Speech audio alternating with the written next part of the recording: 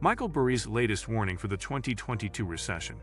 Welcome back to the Financial Scoop, the Netflix for entrepreneurs. At the time Michael Burry first warned about inflation, it was still under the Federal Reserve's target rate of 2%. When Burry turned bearish in early 2021, he was in the minority, as most people in the financial world were bullish and central banks and politicians believed inflation was transitory. Since then, inflation has now gone up to a reading of 9.1% year-over-year as of the last BLS report of CPI on June 13, 2022. Michael Burry seemed to be predicting a market crash in late 2022 in the below tweet. This was tweeted after the recent majority of the downtrend on stock charts, meaning he sees more downside this year. Michael Burry predictions. On June 30, 2022, Michael Burry tweeted that we were only halfway through the recessionary cycle as the stock market had P/E multiple compression, and next, there would be earnings compression. This points to him predicting we could be only halfway through the current bear market. This could project out to an S&P 500 price of approximately 2,800, based on a historically normal P/E ratio of 16 for the stock market.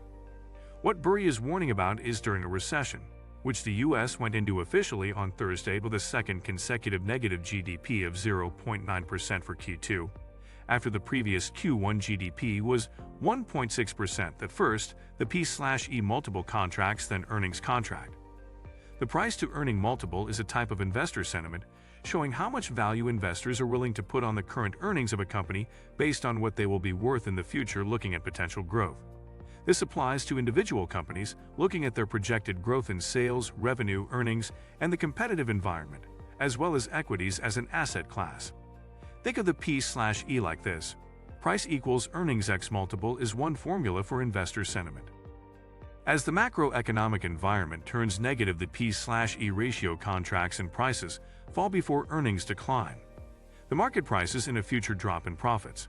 So first, the P/E multiple drops in the stock market, then the earnings start to decline. This is the fundamental market cycle. So according to Burry, we are only in phase 1 of valuation contraction, and phase 2 of earnings decline has only begun. He sees more downside from here as the stock market reverts to a more historical P/E ratio. The current S&P 500 index 10-year P/E ratio is 29.3. That's 46% above the modern era market average of 19.6, putting the current P/E ratio multiple 1.2 standard deviations above the modern era average. The market is overvalued from a fundamental standpoint. This chart shows the historical trend of the P/E. Burry, who predicted more than a year ago that stocks were headed for the mother of all crashes, delivered his latest warning alongside a graph showing the S&P 500's sharp decline since hitting an all-time peak in January. The S&P 500, the broadest measure of U.S. stocks, is down more than 18% since January.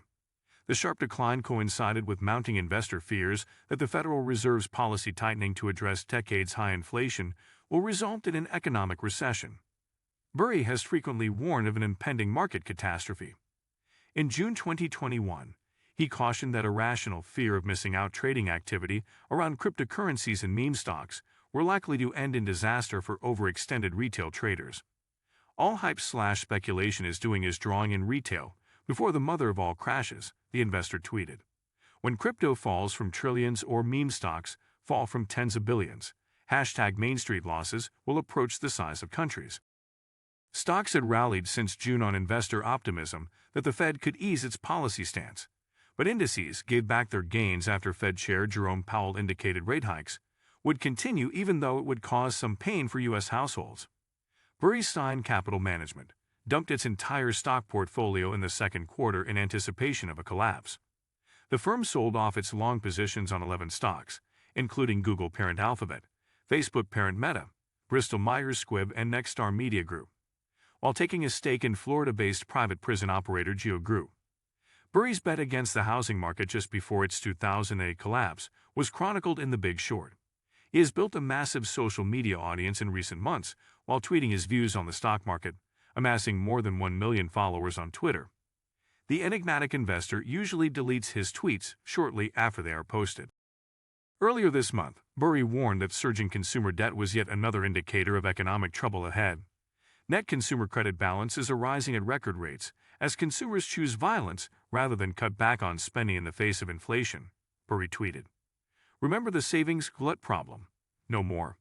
COVID helicopter cash taught people to spend again, and it's addictive. Winter coming.